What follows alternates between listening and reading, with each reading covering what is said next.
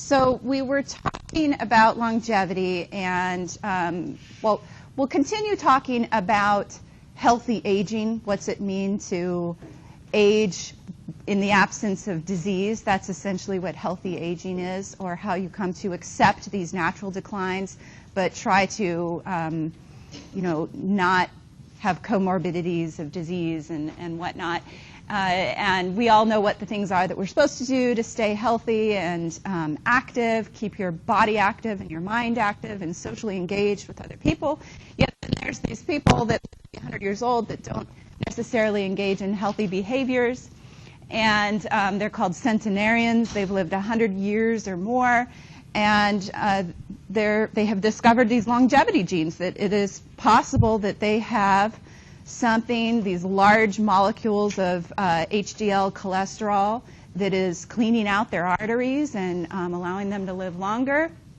Maybe we can create this mechanism in our own system, even if you didn't inherit it, by having this reduced calorie restriction diet. But limited success. They don't know a whole lot how well it will work for humans. And I think in that video they said cut your calories down to 1,500 a day. I've read it's more like 1,100 calories a day, the calorie restriction, to have this effect on potentially lengthening your lifespan.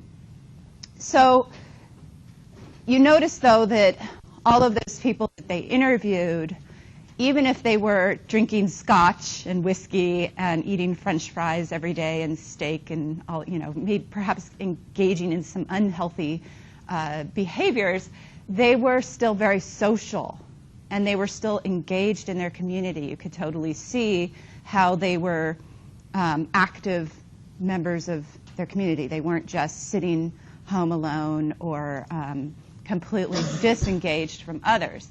Now, as you're getting into late adulthood, people start thinking about retirement.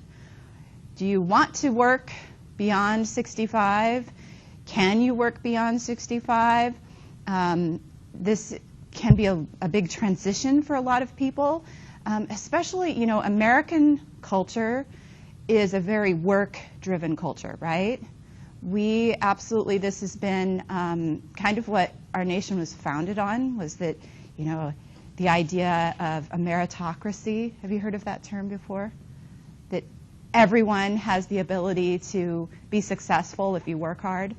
It's not exactly true because there's so many inequities, unfortunately, institutionalized inequities. However, it's this idea that, you can work hard and achieve, whatever status. And so then we also don't have the same kind of laws in Europe where you get huge amounts of vacation time or breaks. We don't have breaks in the day. Other countries, shops and stores are just completely closed on Sundays and Mondays. And everything in the United States is open all the time. Not only, Sunday through Saturday, but 24 hours places are open. And so somebody's working those jobs, right? So your life becomes really work-driven. And maybe you'll find a lot of meaning in that. Hopefully you do. If you have to spend that much time doing something away from your family, let's hope it's something that you enjoy doing. And it comes to be something that sort of defines you, kind of can define your purpose. And as you get through middle adulthood and start passing into your 60s, the options of retirement, you got to think about several things. Do you even want to retire? Do you enjoy your career so much that you feel there's no reason why you want to retire? Sometimes you may choose to retire and then realize that, okay, now I have nothing to do, or now I want to get a new job, but then it might be hard to get a new job. Sometimes companies will lay off workers. Probably the toughest age to get laid off at is maybe in your early 60s, because then if you need to find another job, you can't have, that'd be age discrimination for a company to not hire you, but do they need to tell you the reason they're not hiring you is because you're 62? if they're smart, they don't say that, right? Because if they do say that, then it's a lawsuit, and then you can win, you could win $100,000 or so in the lawsuit. They're not going to say that's why they're not hiring a person. So sometimes it can be hard to switch careers or get a job in late adulthood. Now, when the economy went south a few years ago, all the layoffs, I had a lot of college students who didn't have a lot of job experience saying that they were having a hard time finding jobs at places like Target and Starbucks because all of these retirees were taking their jobs. They're like, all these people that are in their 60s are getting hired at Target and Starbucks and Walmart and Safeway, and hey, wait a second, aren't those my jobs? I'm 22 years old, I don't have a lot of job experience, isn't that like sort of the kind of thing that I should be doing? And it was really kind of interesting to me, and I look and you see a lot of older workers, and that could have been because of the economy, but maybe you hire someone who's got a lot of previous experience, maybe even a retiree. You don't have to have as much training. You can, maybe there's a level of trust. I don't know. What do you guys think? Have you found that you're competing for jobs possibly against retirees? Yeah. I don't know if really, I've never felt that I was competing, but I can see from the perspective that people hiring them, it's a lot easier to hire people that have experience. Like I have to train a lot of people, and if I have to train somebody who's like older versus somebody who's in high school, it's a lot easier to train somebody who's older versus somebody who's in high school. Like a lot easier. Yeah. I mean, like working in a restaurant, things haven't changed that much. Maybe your cash registers and your ordering system is more, there's more technology involved. Like I know a lot of restaurants have electronic ordering systems as opposed to having to write a ticket and put it on the wheel in the kitchen. Although some restaurants still have that kind of ordering system. So you could be a server in a restaurant, and this is where you're applying those years of experience and expertise to a job as opposed to trying to train someone brand new who's never done it before. Yeah, they know how to talk to people. They just pick up a lot quicker. Yeah, you have to babysit people too. They're not going to be as nervous, on the job. I had a waitressing job in high school, and I remember at first I was really nervous, and to a 50 or 60-year-old that they wouldn't necessarily be feeling those same range of emotions at all.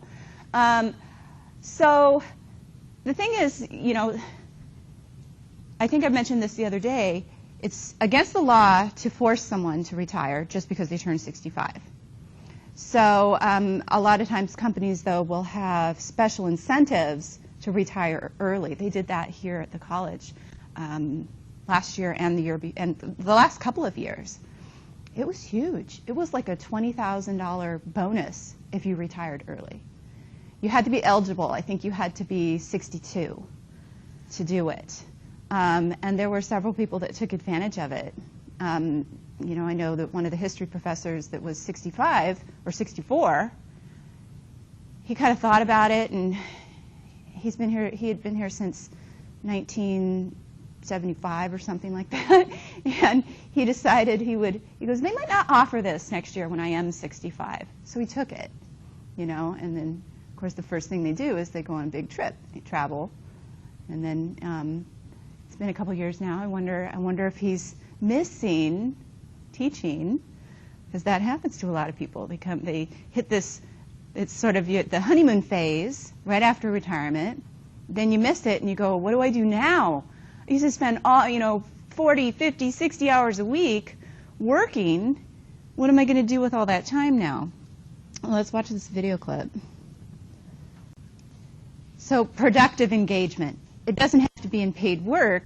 You could be volunteering in your community and still have that engagement after retirement, and people find that they need to do something. If you have some way that you feel that you're contributing. Remember Erickson's 7th stage, where it was generativity versus stagnation. You have generativity through a number of different things, through having children, that's a biological generativity, but then also through work.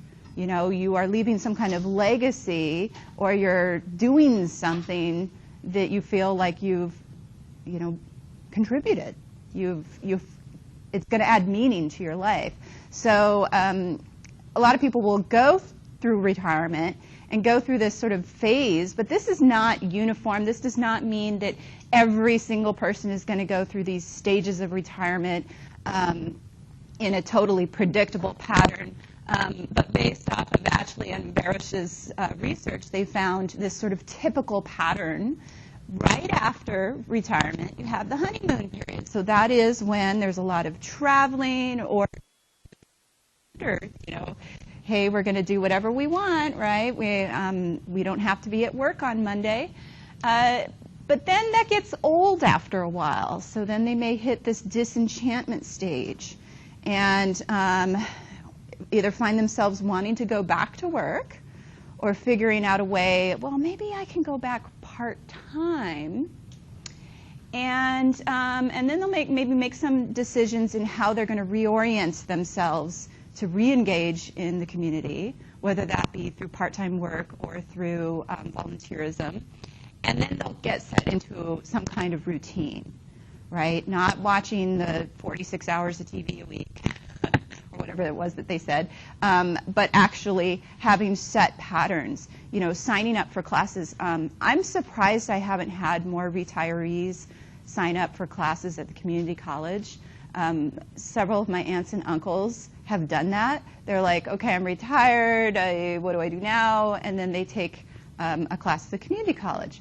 Often it's like a foreign language or a pottery class or something like that. Maybe they don't take psych. I don't know. I've had older adults certainly take psychology classes, but they're usually second career. They're usually going for something to shift their career, and not, you know, I think I had a 70-year-old. That's the oldest student I've had, but he was 70. But he had it in his mind that he was going to be a nurse, that was going to be his path. But you set in some kind of routine, okay? You sign up for your exercise class, and you go to that, and then you're going to volunteer at the school, and then spend time with your friends. You know, you have to have, you know, a reason to get up and be active all day, right?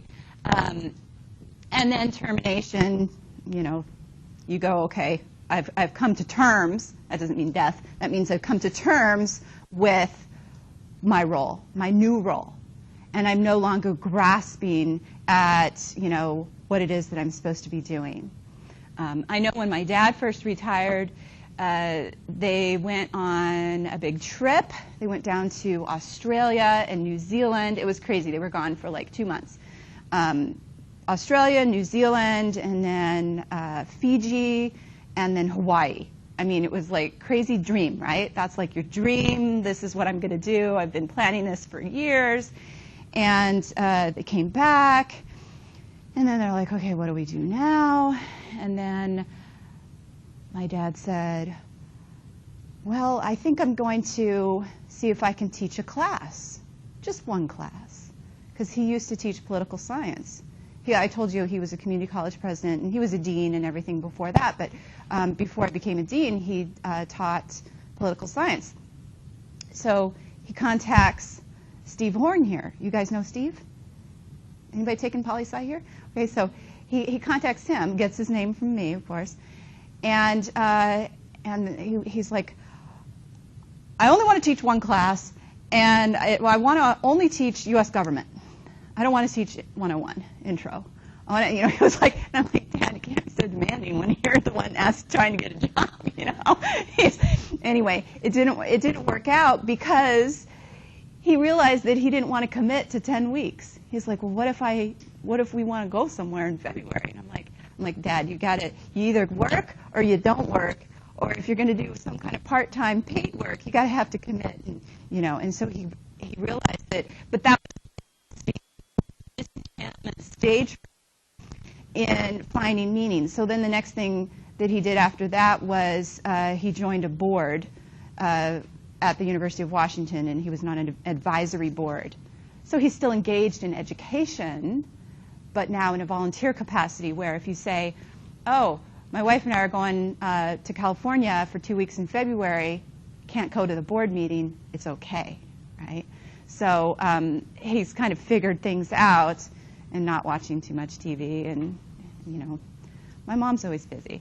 So, but it's important to note that not everybody goes through this. You know, other people will want to continue working. Who here thinks that they will want to continue working as long as they're able, like past 65? Like stay engaged in some way?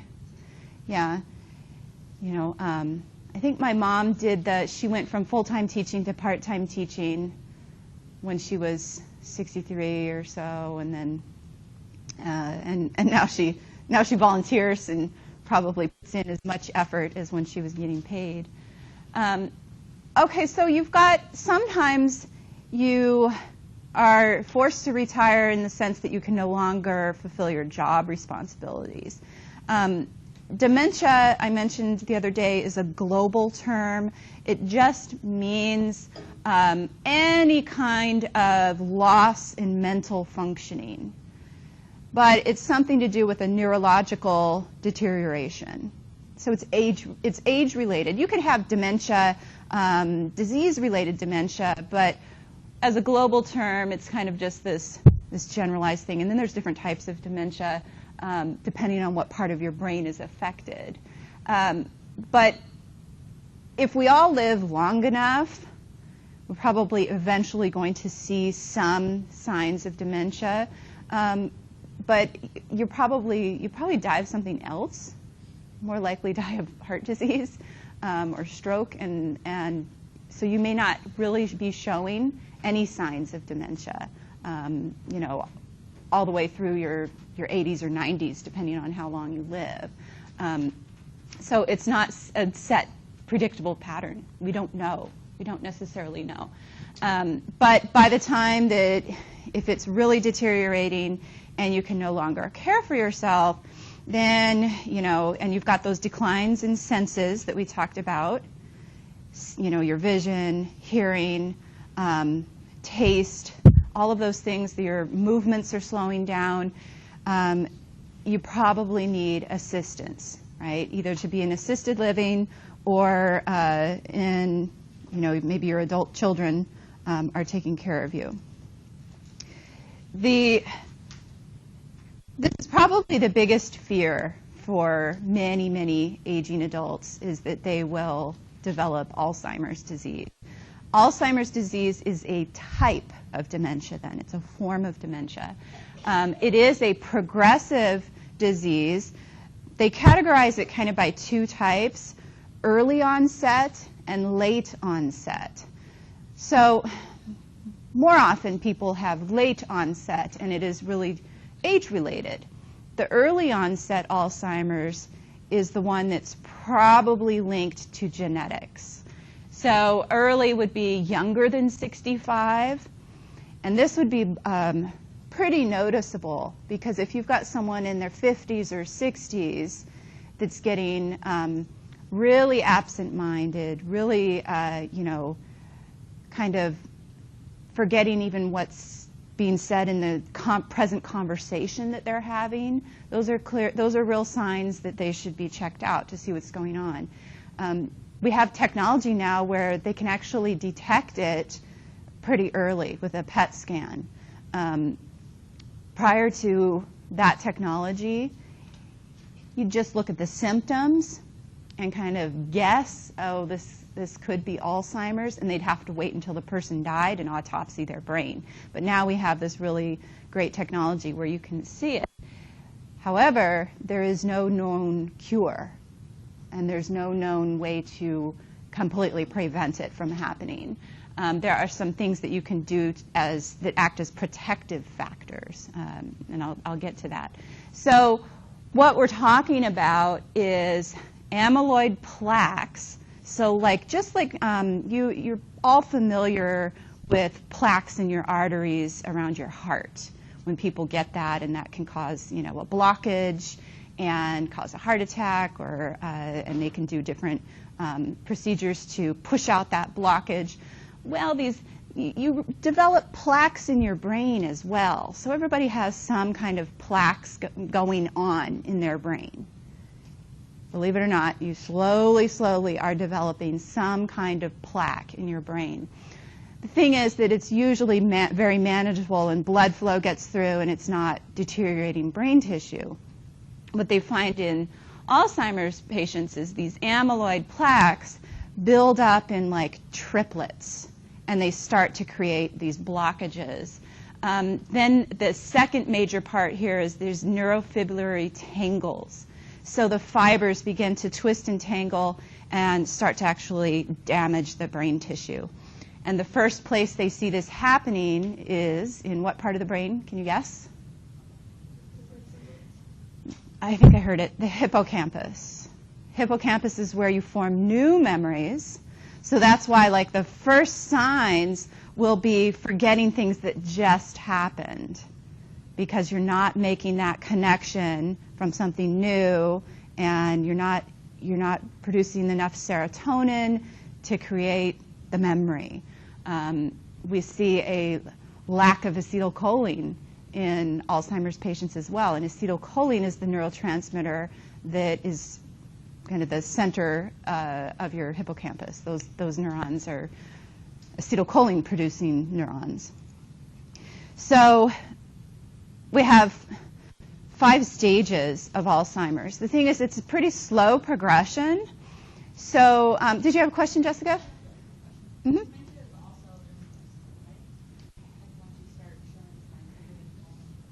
Yeah, and there's different types of multi-FARC dementia, frontal lobe dementia. It kind of depends on, that's obviously in the frontal lobe part of your brain. So I think that people, the general public, may not understand exactly what that means, and they might just assume this person has Alzheimer's, and if you did a PET scan on them and did a full analysis, they'd be like, no, this is a different type of dementia. Yeah, but it's irreversible. I have a friend that's father just passed away 2 weeks ago, and he had frontal lobe dementia for the last 15 years. And so frontal lobe dementia, you've got that brain deterioration happening right in your frontal lobe, which is impulse control, executive functioning. He had personality changes. He became really rude and vulgar. He was really mean to my friend's mom, his wife. Really, really painful for the rest of the family. Alzheimer's is really painful for the rest of the family too, and they might have some anger outbursts in different stages of the progression, but some of that is due to their frustration and not being able to remember, or not knowing. Like, if somebody is coming up to you and acting like they know you and you can't remember them, that could be really frightening, and your reaction could be anger. So it's also really devastating to everybody else in the family, because you're just kind of slowly losing this person. So it starts out just sort of general forgetfulness. This is where I always caution people, okay, first think about your grandma. It's more common in women than men. So think about your grandma. Has she always been this way? Has she always been forgetful? Does she always forget where she parks at the mall when she comes out of Macy's? A lot of older adults will they'll always park in the same place so that doesn't happen to them. My grandpa used to tie a ribbon around his car antenna so that he could find it. A lot of younger adults do stuff like that. They put their little Mickey Mouse head on the antenna or whatever. Although newer cars now don't really have big antennas. So figure out first, okay, is this a new behavior, or have they always been like this? As my Grandma Simpson always did this sort of, oh, what you doing? What you doing? Oh, yeah, okay. And that was just Grandma. That's just how, that had nothing to do with her age. I was thinking about it. I'm like, because the last time I talked to her on the phone before she died was right after Quentin was born. I called her. I was in the hospital. I said, baby's here, and okay. Oh, so what'd you name him? She's like, she was 91. And I'm thinking to myself, okay, is Grandma with it? And then I'm like, Grandma's always talked like that. And she did not have Alzheimer's and very little signs of any kind of dementia even. Okay, so figure out that first, but if you see something noticeable, like even to the point of where they can't remember how to drive home, so it's not just finding their car out when they leave the mall, but then what turns to make to get home. And then general confusion is stage 2. So they could really now be engaged in a conversation with somebody on the telephone and completely forget who it is they're talking to, what they're talking about. So what's happening is they're not going from working memory or short-term memory. It's not this actively conscious processing thing. It's stalled. It keeps getting interrupted. So then they can't remember what they just said, so they'll repeat it again. So then that's where their speech can be aimless or repetitive. Okay. Stage 3 then, now it really could be dangerous because especially if they're forgetting where they live or they're forgetting who they are, it's a really scary disease. I mean, you losing a sense of your own identity. So forgetting who these other people are in your life, but then also losing your own sense of identity. Can't take care of yourself, forget to eat, all of those really basic needs. So now it's dangerous, so this person really should be in full-time care. And a lot of gerontologists will recommend that they go into an Alzheimer care facility. If you try to say this is your aging parent and you try to take care of them, it's just so difficult because you don't necessarily have the training or the skills to deal with it, and it's devastating for you as well, and it could be a real struggle. They get into a care facility where skilled nurses and workers know how to deal with Alzheimer's patients. They can create a whole new sort of network and system. And people will kind of sometimes have a rebound when they go into a facility. They'll sort of perk up, and then the family will be like, oh, she's coming back. We'll have some momentary lucid moments. But then it's gonna progress back again. So stage 4 then is where it's really losing a sense of self. So as you can imagine, these plaques and tangles just keep kind of encroaching on the brain. So if it starts at the hippocampus and then it's encroaching around, it's hitting language areas, eventually the person will not be able to have language. They won't be able to speak. They won't be able to understand what is spoken to them. They certainly can't read. So that's your language areas, your Broca's area and Wernicke's area in the left hemisphere. And then some of the anger outbursts, maybe now it's hitting the frontal lobe. And then that damage is just going to kind of keep going back to the back part of the brain. And eventually will hit your brainstem, which is the medulla that controls all your basic bodily functions like breathing, right? So the thing is that this progression can, from onset, it's about 15 years. It's a pretty long time. You may not diagnose it until, maybe the person's been kind of hiding it for a long time. And by the time you finally diagnose it, it's already been a few years. But chances are that they may die of something else. Yeah, Priscilla? Is there a typical trend for people who do get Alzheimer's? Like, are there certain, I don't know, maybe things that go on in life, like let's say a head injury, like people with head injuries? Yes. Head injuries, we are now seeing more and more evidence, correlations. Again, it's correlational data, so we don't really know how the head injury is causing it. But we're seeing early onset dementia in a lot of the, NFL players now that have had repeated head injury. It's really frightening what is going on? Why are they are having progressive brain disease in their 50s. And so that's a big, concussion research is huge. There's like probably about 3 areas, kind of medical areas that are related to psychology. If you want to get a job, study gerontology or Alzheimer's, kind of with that, or head injuries, concussions, and then autism. Those are the areas right now that the research is just hot because we don't have answers, and they just need so many people working in those areas. Yeah, Vidin? I work as a caregiver, and one of my patients, I do in-home care, and her husband, he's in a facility, he has Alzheimer's, and sometimes we go to visit him with her, and there's days where he can kind of remember her, like he'll say, oh, hi, and stuff, and have a conversation. There's days where he's completely out of it. Does that depend on his mood, or how does that work? Sure. So those lucid moments could be related to if he had a good night of sleep. Could be, something happened that unconsciously triggered something. And it's hard as a caregiver to not get hope that they're going to recover. But at this point in research, we don't have a cure. They are trying to figure out, there's kind of two different ways you can go about it. Can we get rid of the plaque? Can we give a medicine or something to get rid of that plaque in the brain that's building up? Or very, very early on, if you're starting to show in your stage 1 and then they look at your brain in the PET scan and they start to see these little blockages and plaques building up, can you take something to prevent it from building up more? That's kind of the two different angles of the research that they're doing. Yeah? Sorry, one more thing. Is it correlated? Because when this happened, she became really depressed.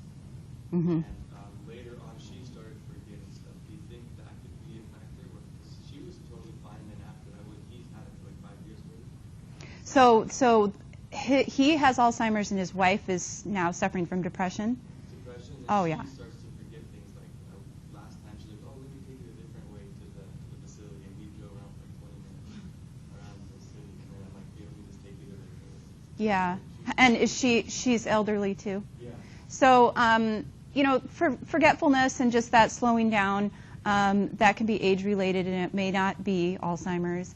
But certainly depression, that feeling of hopelessness is huge, both for the person experiencing it, could be experiencing depression, and for the caregivers, the family.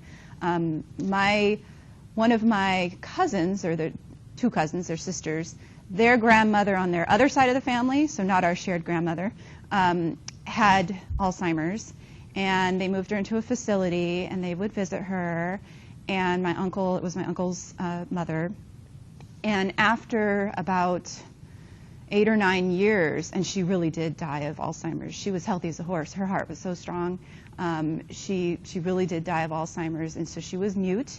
She played the piano. She was a concert pianist, and she would sit and play the piano. She couldn't speak, but she could still play the piano, because that's this part of your brain back here, right? So the plaque that's your cerebellum. So she's still playing the piano. They would go to the facility and watch her and not interact with her, because it was upsetting for her, but it was really upsetting for them to interact with her. And then eventually the last couple of years, they didn't visit her at all because it was so upsetting. And it's hard to know how to advise someone on something like that. I think that the people working at the facility said that it's not good for her, that you're like a stranger, and that's definitely, so they were grieving, very long process of grieving, and actually by the time she passed away, it was like a release. Yeah. Did you have something, Chris? I was going to ask, are the tangles, are those kind of neurons? Yeah, I mean it's neurofibrillary tangles. So I mean you've got glial cells and neurons in your brain. You have more glial cells than neurons. So all of that is getting kind of twisted and tangled up. Is that caused by the plaques? It's like two components. They've found a gene, the APO gene that's on chromosome 4, I want to say. They've identified it. What's causing this it's a mutation that's causing it to do this. Yeah, Michelle?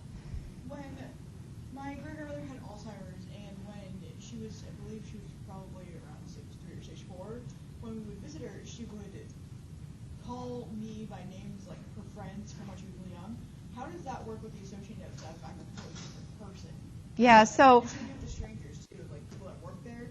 She would call them like my mom's name or something. right. So I mean, I think when they're in that stage 2 and 3, they're still having some episodic memories. So the short-term memory, encoding, learning new things, is really not happening anymore because of the destruction of their hippocampus. But we have lots of areas in our brain responsible for memory. So your long-term memories, I mean, you've had pathways, those episodic memories from years ago. So those things might be brought to mind, and so she may look at you and think that you're her childhood friend. And so you get kind of lost in time and place. There's a really great documentary by a woman who she went through all the stages with her mother.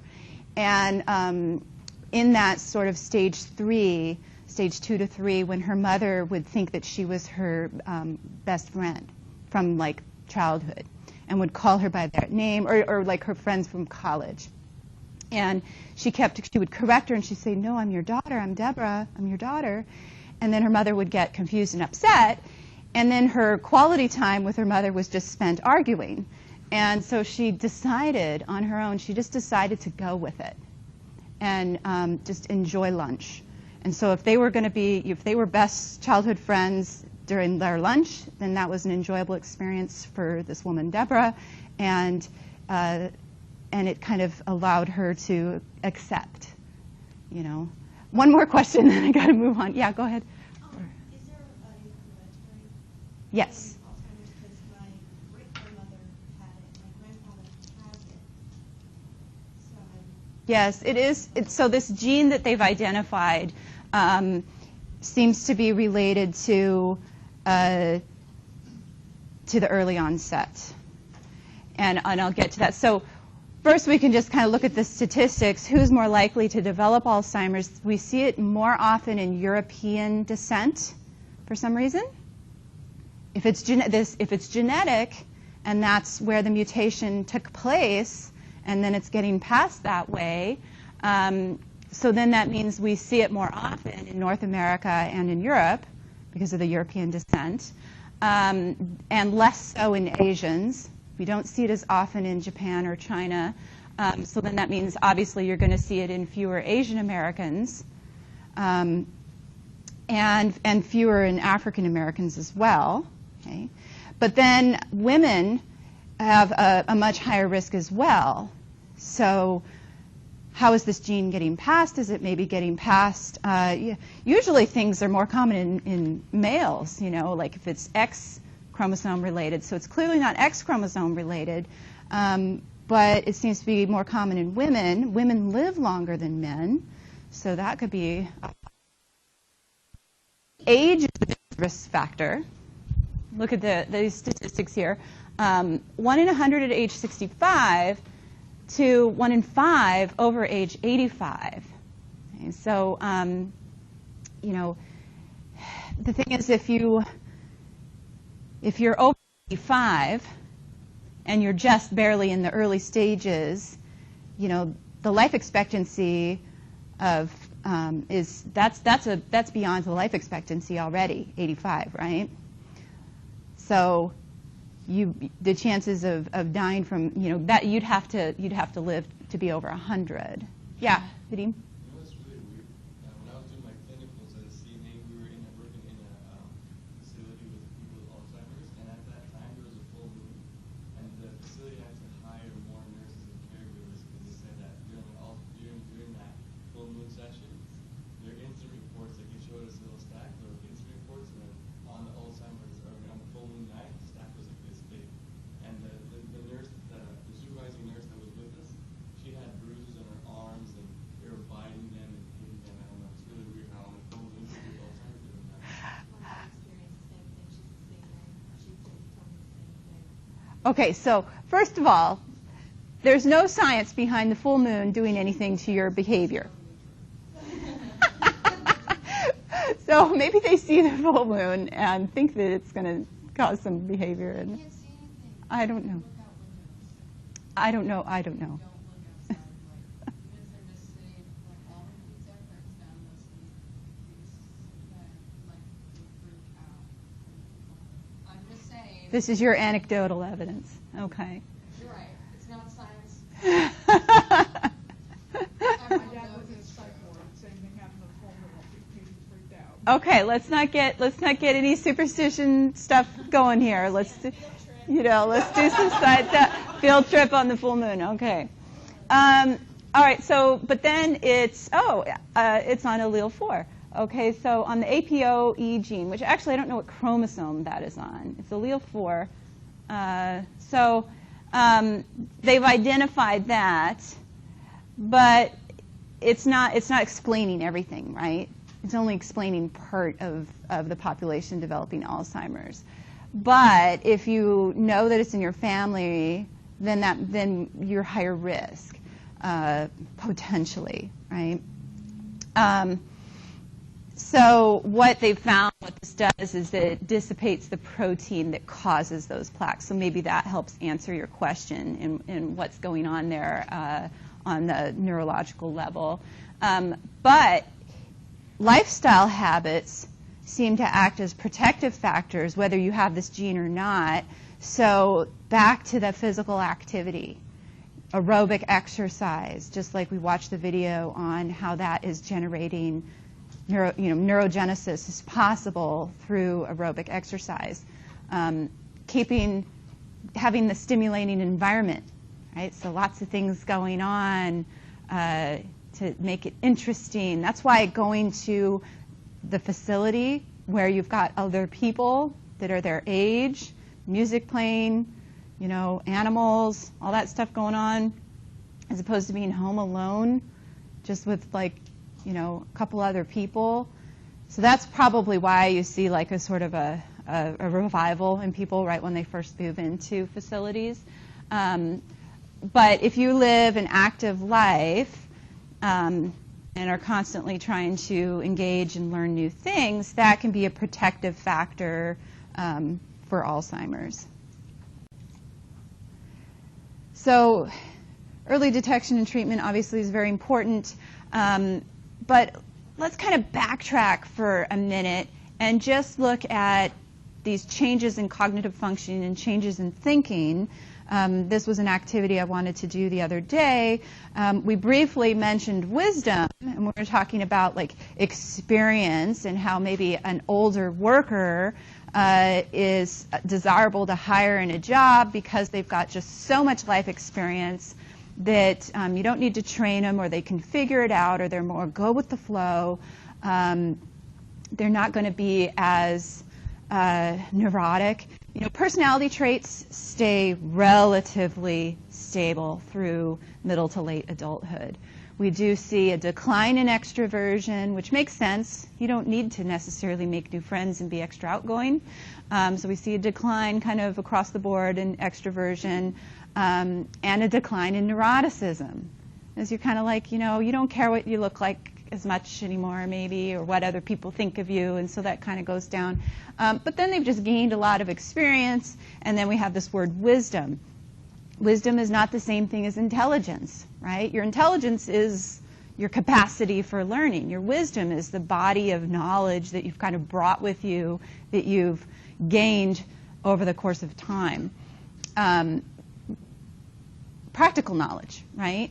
But then looking at problem solving, how can you complete a task and problem solve based on either acquiring knowledge and have this thing called wisdom, or are you in the post-formal stage where you're beyond that dialectical either-or thinking that younger adults or teenagers engage in, post-formal thinking where you become more expansive and in really trying to pick apart all of these different possibilities. That's called critical thinking.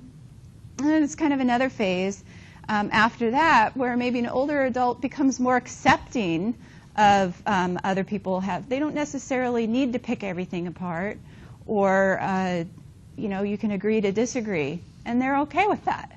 So let's do this activity that I just handed out.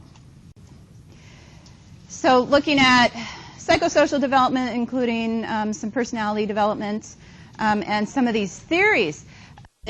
There's a lot of different theories in late adulthood.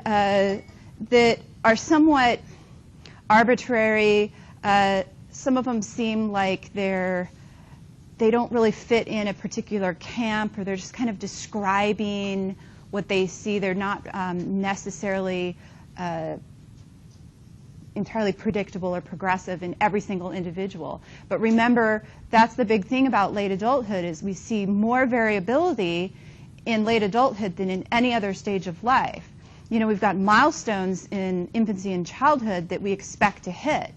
And in adolescence, you've got all those other physical and cognitive, everything is sort of, you know, it's got to kind of happen in this pretty predictable way. That's that maturation process. Whereas in late adulthood, it's less predictable, including personality development and as well as some of these physical declines. So you've got some elderly people or some older adults that are running marathons. And here's my friend Mona running the marathon leg of her Ironman. And I think she's 66 now. So she's in the early part of late adulthood, right? She's in the early phase, so she's young old, right? And then we have, this is one of my former students, such a caring individual. His grandfather that he's taking care of. I had four of the brothers. This Japanese family, I had all four of the brothers in class, and they really had, even though they were all born in the United States and had only been to visited Japan a few times, they absolutely had that ethnic background of caring for their elders. They revered their elders. That's one thing that's really absent in American cultures. We do not revere elders the way we should. And their grandpa here, they took care of him, and he lived with them as long as they possibly could, and then they're caring for him in this facility. So I just love this picture of Kenai and his grandpa. But, you know, there's obviously lots of things in between. I mean, huge amount of variability in understanding these variations in old age. So let's kind of jump to this question on ageism. People are discriminated against absolutely just because of their age, not getting jobs, and it's really hidden. You know, you're interviewing people for a position, and you look at the gray hair, or, I mean, it's kind of hard. You see like 30 years of experience on their resume, or that they graduated from college in 1965, then we know right away this person's in their 70s. By looking at that, oh, graduated from college in 1965, do the math, we quickly figure it out, how old they are. So it's against the law to ask someone what their age is, but it's not a big secret when you're, you know, so people, it's against the law to say it, I'm not hiring this person because of their age, but are people implicitly, unknowingly discriminating against someone because they're thinking to themselves, oh, well, how long are they going to work for us? You know, they only have a few more years that they might be able to work or might even want to work. So that's that implicit stereotyping and sort of the unconscious bias that can be going on in people's minds.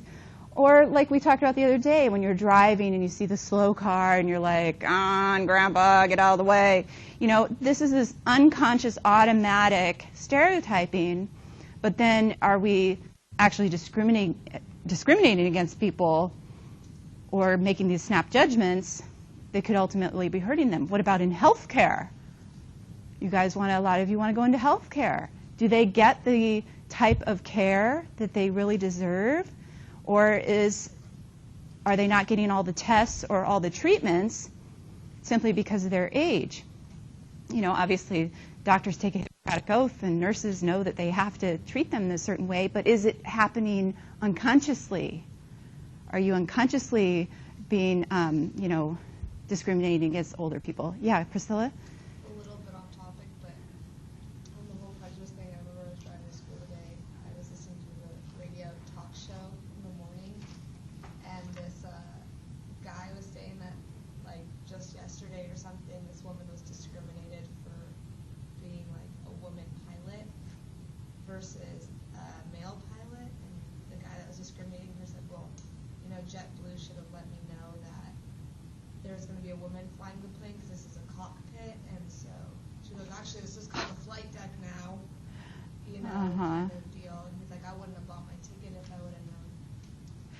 So that's like really, that's really overt prejudice. The thing is that we live in this sort of politically correct society where people know what they should and shouldn't say, and because they could get in trouble. So we don't, you know, do and say things against people that belong to certain groups, whether it be their race or their gender or their age, because we know that that's not correct. But does that stop people from thinking that way? So even all those other people that are, you know, they say, oh, well, who's my pilot? How old is my pilot? He's got declining, does he have declining senses? What's he, like, you know, I mean, I'm a little worried about, but Aaron, you looked like you wanted to say something about that when we were talking about health care. Like the way that they have set up the healthcare system these days, they like big corporations now own hospitals, so it's like these huge systems, and they push doctors through with their patients in like 15 to 20-minute intervals. But if we, in that video that we were watching, the class, Living Old. Really for like geriatric patients, it'll take them about 15 minutes to like get comfortable, and then the next 15 minutes they'll sort of talk about the cursory problems, and then finally like a little later they'll get around to what's really their issue. You know, so like for doctors who see a lot of geriatric patients, which happens to be like the majority of primary care these days. Sure.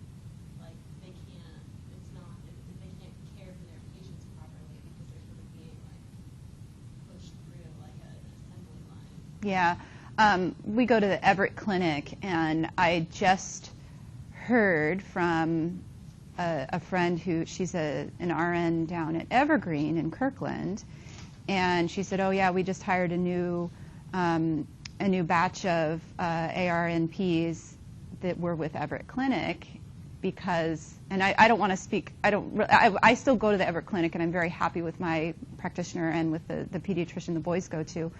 But I guess they cut their visit time down to 7 minutes. And the nurse practitioners there said that's ridiculous. And so they quit and came down to Evergreen.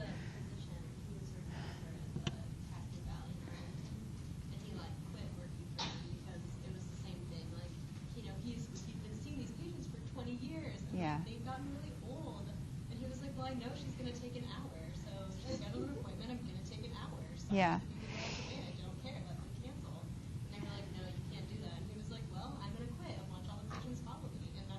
Right, and you know, coming to his practice in like hordes because they're like, all I do is go to the doctor and he just waves at me and leaves. Yeah, it's really interesting because even like with my two boys who are incredibly healthy, the pediatrician spends a lot of time with them, talks to them. I mean, he's doing a lot of developmental checks, right? And I'm like, and there's nothing, and so, but he's also the head of pediatrics for the Everett Clinic.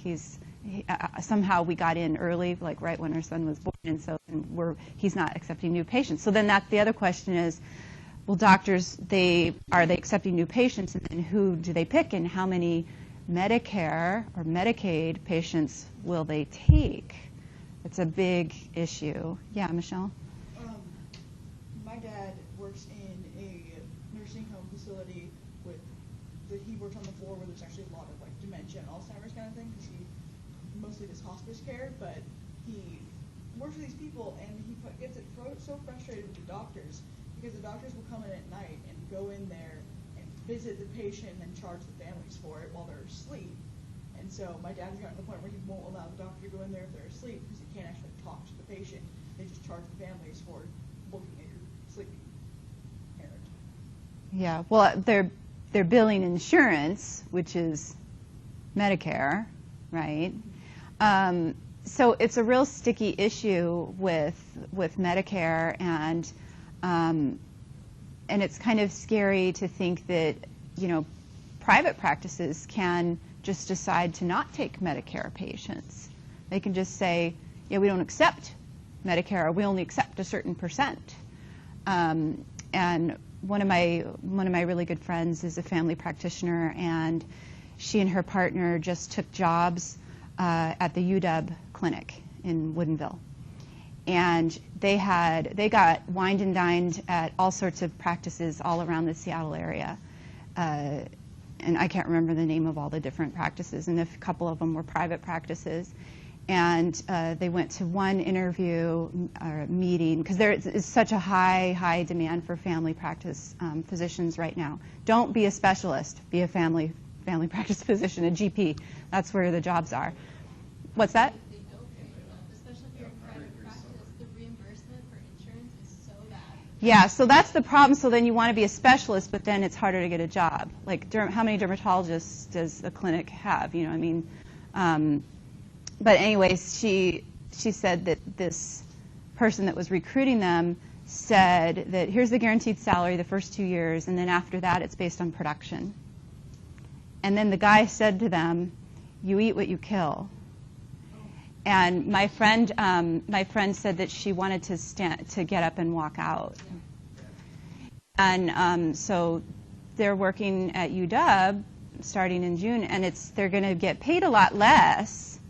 But it's the University of Washington, and she's like, there's a lot more options, and just like, she doesn't want to have partners in her practice that have that kind of mentality. Oh yeah, we don't accept anybody over the age of 80 type of mentality, that it's just about making money. Healthcare shouldn't be about making money, right? But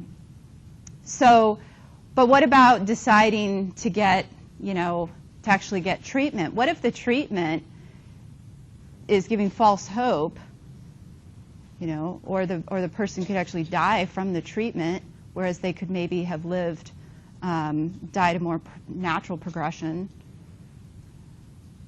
There's ethics in that too. Feeding tubes.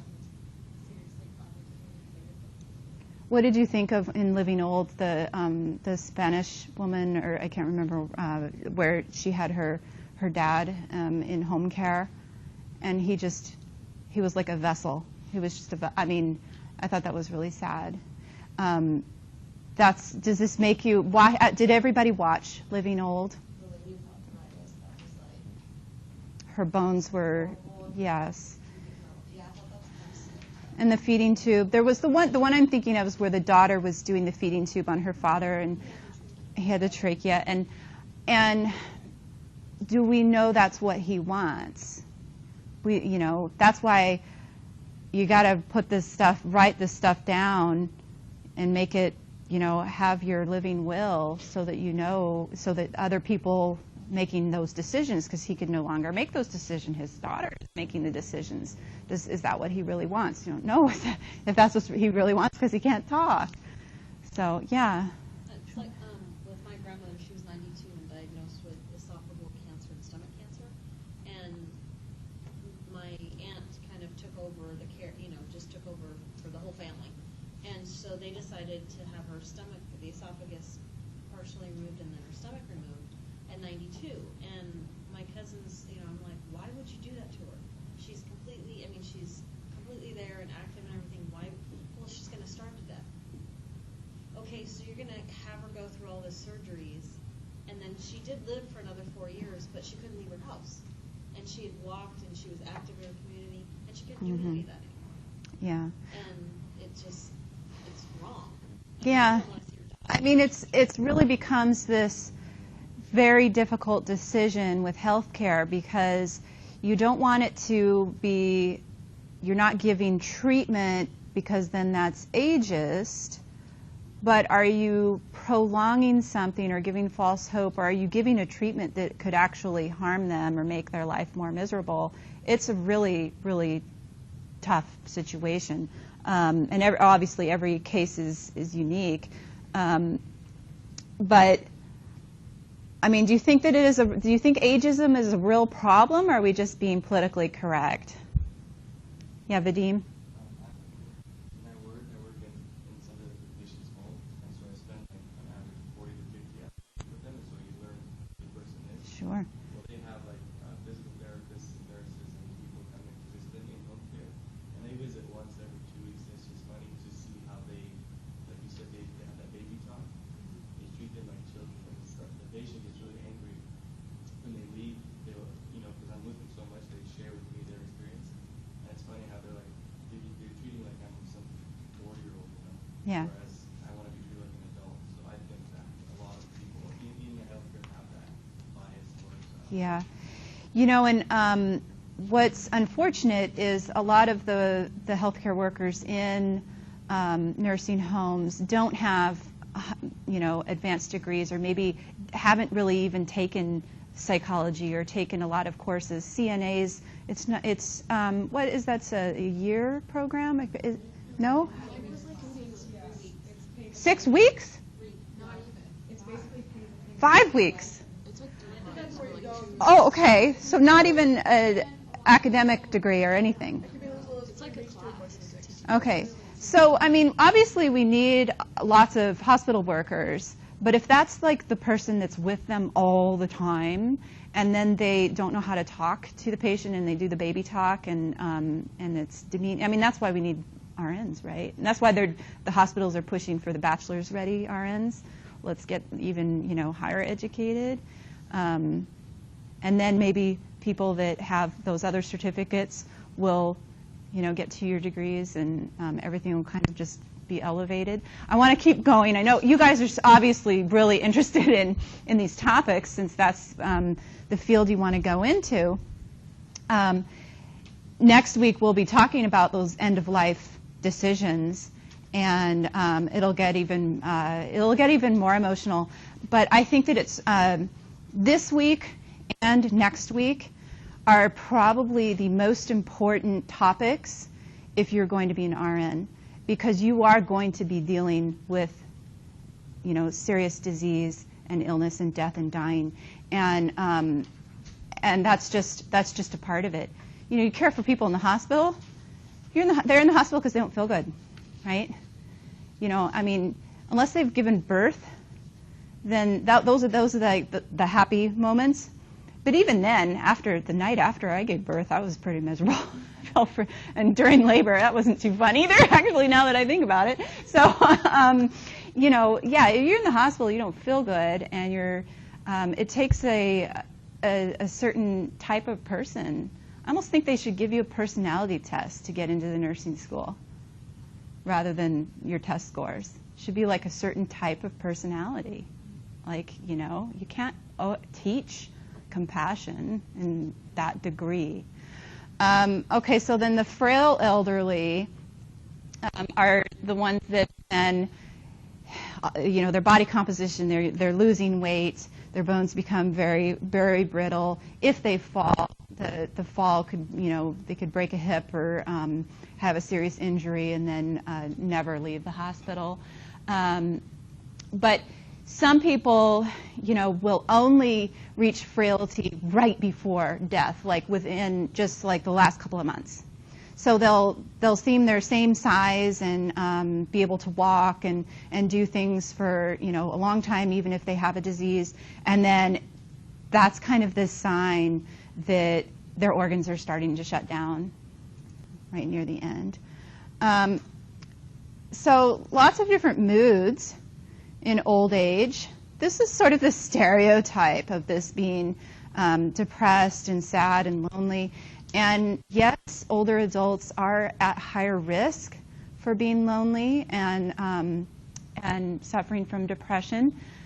But your personality is also a huge component in how you deal with these changes that are happening to your body, and maybe things are slowing down and you're starting to recognize that.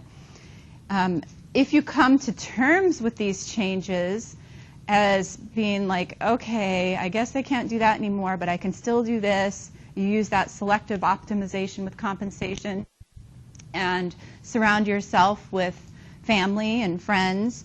You aren't destined to suffer from depression.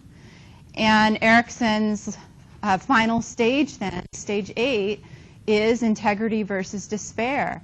How do you come to terms with these declines in your senses, declines in some cognitive functioning, realizing that death is closer to you?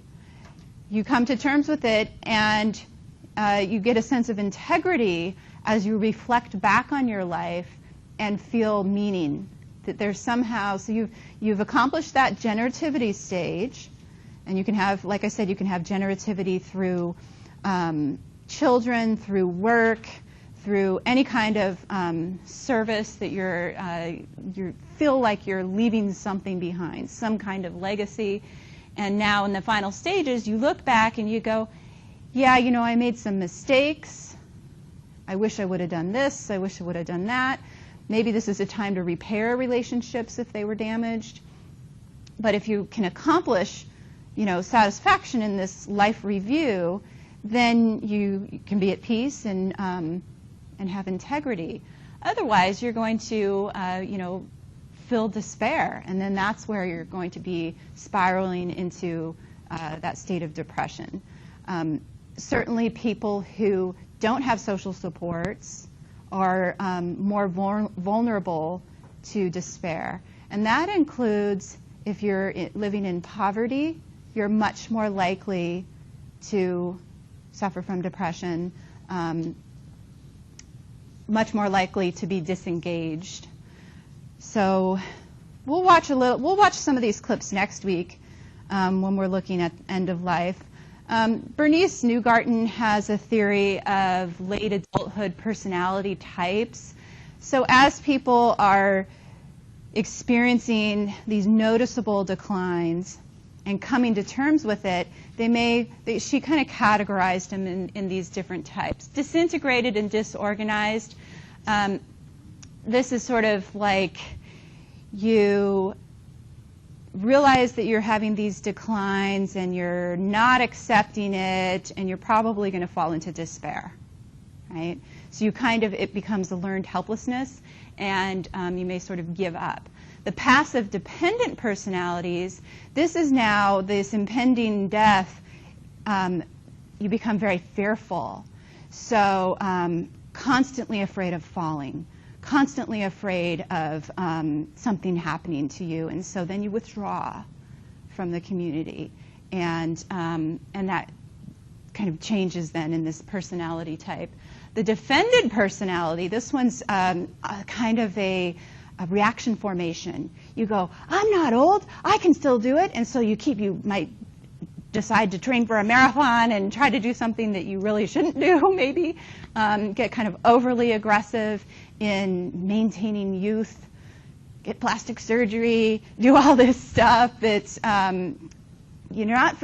ultimately you're not facing up to aging, and you know that death is impending. So the best adjustment then is an integrated personality where you accept this natural decline, you accept what your limitations are, but then you try to keep engaging, you're learning new things, you're not going to totally withdraw, but you've come to terms with it, right? At some point you go, you know what, I can't run anymore, but I can still walk, so I'm going to still walk my neighborhood every day. But I can't run anymore, and I'm okay with that. So that would be a component in someone with an integrated personality. And then that kind of gets into positivity effect. It's also called the Pollyanna effect. Older people tend to focus and only remember the good things. So even when they're talking about things in their past, and my grandpa was totally like this. He was just the most positive person that I've ever known. I mean, even when he was frail at the very end, the last time I saw him was right after my wedding. He could not come to my wedding because he lived in Iowa and it was too hard to get to Seattle. And so then after our wedding, some honeymoon, we drove across country. That was our honeymoon. We drove from Seattle to Boston. And we made this weird little jag down to Iowa to see my grandpa. And that was the last time I saw him. And he was in a home, and he was very frail. And he did not have Alzheimer's, but he definitely had some signs of dementia. And he was calling me by my aunt's name a couple of times. And then he'd look at me and he'd go, I can't believe you're married. You know, I was 27. And but he was just so positive, and he'd say, let's go look at the birds. And because they had an atrium at the home, and so we'd go look at the birds. And then in his reminiscing, everything was just very positive. And so is this not like a really good sort of defense mechanism? Why not only remember the positive? You know, why focus on the negative stuff? Selective memory can be healthy, okay?